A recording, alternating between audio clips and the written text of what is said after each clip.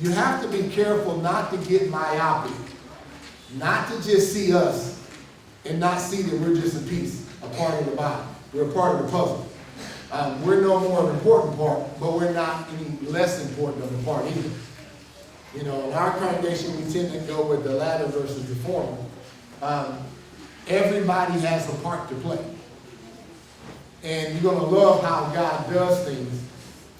I can't look at another part and say, I wish I could do that part. And that part can't look and say, I wish they could do it we could. You know, we've been given a commission. Everyone else has been a commission. And we're going to see how all this fits in. It's too many believers think observing the moeds is unbiblical and unnecessary. So what you want to see is all around this country, God is raising people up with this one question. And in my trip, I shared this with someone. If there's a new and an Old Testament, then why is almost all the prophecy in the Old?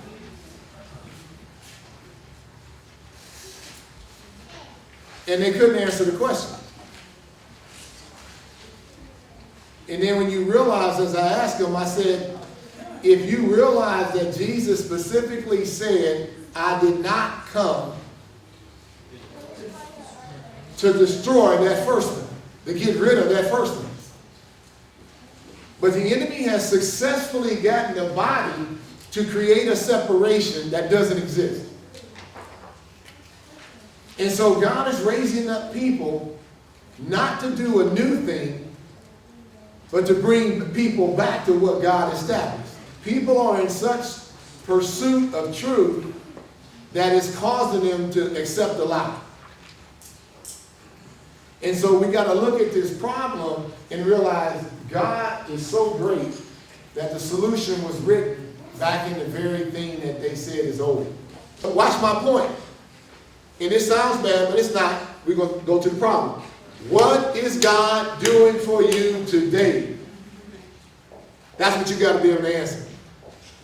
You know, I don't mean harm, so nobody get offended. It doesn't matter what he did yesterday because you're not living yesterday. You're living. And that's why he said he's not the God of the dead. He's the God of the living. He's the God of today. So we got to start changing the way we live this life. We can't keep looking toward the future. We can't keep looking toward the past. We got to look at what does God want me to do today. So watch what that's going to include. What does he want me to overcome today? And that's all you need to concern yourself with. Because he said that tomorrow will take care of itself. Let's look at unleavened bread. What's unleavened bread's job? Start at that first word. Come on, read it. What's that first one? Return. Watch again. Throughout history, what have the people of God done? They strayed. And several of you here, you strayed, but what does God want you to do? Return. So watch again. He's not going to condemn you for straying because he's made a provision for you to. If you get condemned, it won't be for straying, it will be for staying. So watch again, and I'll share this with somebody, and they had never heard this before. And I told them, no, that's not true. You just didn't pay attention to it. You've heard it. And that was draw nigh to God. And then he'll draw nigh to you. What was this person waiting for? Yeah. You know how many people are praying for God to make a move when God already said, I'm not moving till you move? If you could have seen the way their face lit up, because it was like the Spirit finally got through the callousness for them to see, what have I been doing? I've been waiting. Because watch, they were taught, wait on the Lord. Those that wait on the Lord shall renew their strength. So what are they waiting for? Waiting for the Lord. But they didn't realize that waiting on the Lord means you. What? Come on, watch. I want you to see. Because he had me give this example. Watch. Man chooses. Come on, say it loud. His footsteps. So watch what you say it. So I'm the one who's responsible for taking the step. But what is God going to do? So watch, I'm going to ask you this question. So if God is directing your path, but you are choosing your footsteps, then how can you take the wrong first step? In one of my conversations, they were saying the Old Testament was done away with. So I said, okay, that means you're allowed to murder now. She said, no. I said, okay, then you're allowed to commit adultery. No. You're allowed to steal.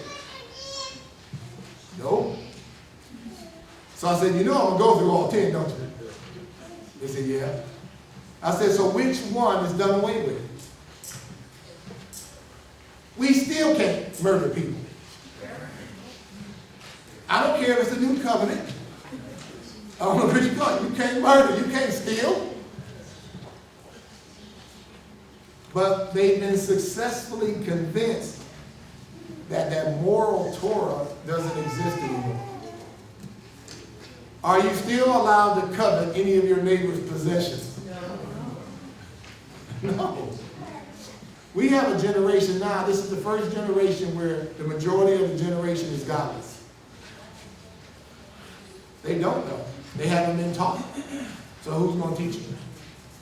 Once again, do you want to know how to be a super conqueror? Yes. Then you got to yield to that unleavened nature that's in you. And the whole purpose of this festival is for your God to show you who is in you and what's his nature. You know how many people honestly believe that they will never be able to stop sinning? So here comes your next point. If I'm never going to be able to stop sinning, then what's the use trying? Now, those that have been educated know sanctification is progressive. So what's supposed to happen in your life? You say it loud, you're supposed to sin less. Each year, what am I supposed to do? Sin less. So that as time keeps going, I get more and more unleavened. And now I can conquer things I've never been able to conquer. Because what's ruling me? What's controlling me? What's operating through me? That unleavened nature. Now watch. If I don't know anything about this unleavened festival, what do I know about my unleavened nature? See what I'm saying? Now watch what we quote, and we know this. Greater is he. You know why he's greater? Because he's unleavened. What does God want us to do? He wants us to return to him. What does the enemy want us to do? He wants us to return to our old ways. Everybody here, when you backslide, all that means is you've returned to your old ways. Now, why does he want you back at your old ways? Because if you get back to your old ways, you have no power. You have no desire to walk by it. And you'll have no ability to do it either. So watch again. What does the word say? Your God said, be holy. Say it again. Be holy. Translate, be unleavened as I am. So that everything the Spirit's trying to do in you is to get you to see and yield to that unleavened one in you. This is why we have a festival, is to be reminded that an unleavened God lives in me. Spiritual leaven spawns 3 types of transgression works. Know these: permitted, overlooked, and compromised. See, those are the only 3 ways you transgress God. It's through permitted, or overlooked, or compromised. So watch. If God told you 5 and you went 3, have you sinned? Yes. But inside you, will you say you sinned? No. I did. There you go. Norma just said, I will say I did. But that's what we call a compromised transgression. Watch. To whom much is given, so if much has been given to me, can I look at the person God hasn't given that much to? No. So understand, each of you has a dominant type of transgression that you commit, one of those three. And so today you want to examine yourself to see which one do I tend to fall prey to. What's permitted sin? In other words, I know it's sin, and I go ahead and allow it as sin, even though I know it's sin. Watch. Remember, there's a prophet, the Lord told him, do not stop and talk to anybody on your way home. Yep, told him to go, didn't he? And what did he do? Someone came to him and said the Lord spoke to him and told him to tell him to feed him. And what happened to him? He died. Why did he die? What kind of transgression? Permitted. In other words, had the Lord told him something, then therefore what should he have done? What the Lord told him. Now watch it. I'm going to teach you something you need to know. If the Lord has told you something, even if the Lord told someone else something, you still have to go by what he told you. The Lord will never condemn you when you sincerely try to obey him, even if you're wrong. But you will get condemned if he's told you something and you listen to somebody else. Overlook sin. What's overlooked transgression? It's something you say, oh, that's not that big of a deal. So what do? Overlook it. If you don't leave with anything tonight, you leave with this here. It's our choice whether we allow sin to lead us outside God's will and outside his favor. It's my choice. It's not the devil's. Can no one make me miss God's favor? Can no one get me outside his will but me? If you want to go where God's going to take you all, you're going to realize you're going to have to start off in the dark. Translate. I'm going to have to start off going in a direction I cannot see. I do not understand. I do not know what's going on. I just got to trust that the two things he told me to do is going to be enough. See, if you want to really get to where God wants you to go, you got to throw away this I want to understand. Y'all got to throw that away. You're not going to understand. You just got to trust.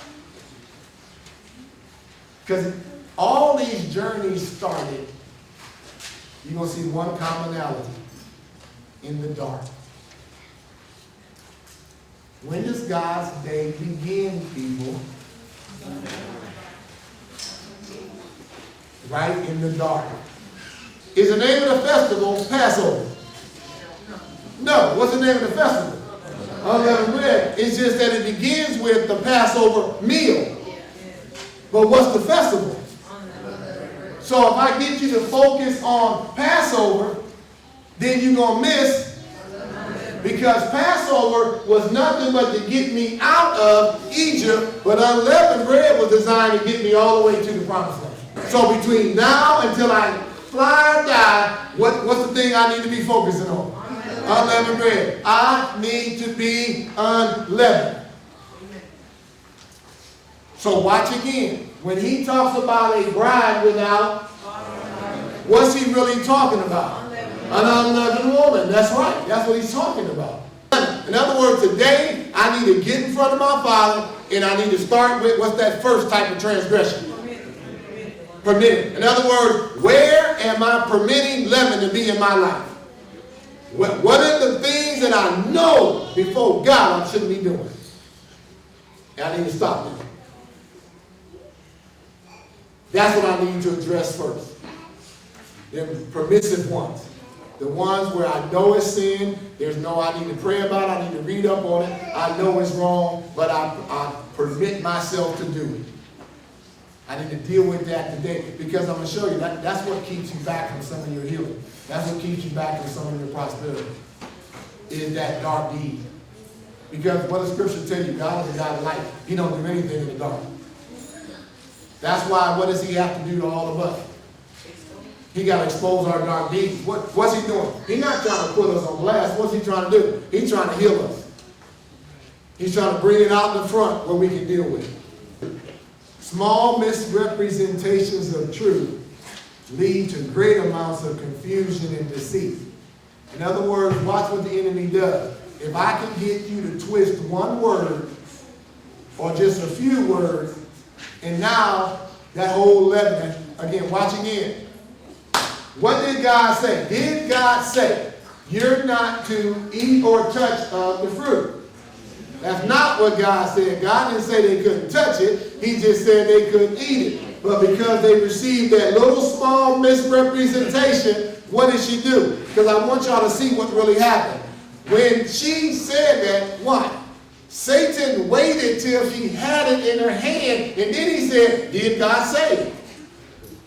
So what was she realized now? It's already in my hand. I've already touched it, so I might as well. And that's exactly how he gets her.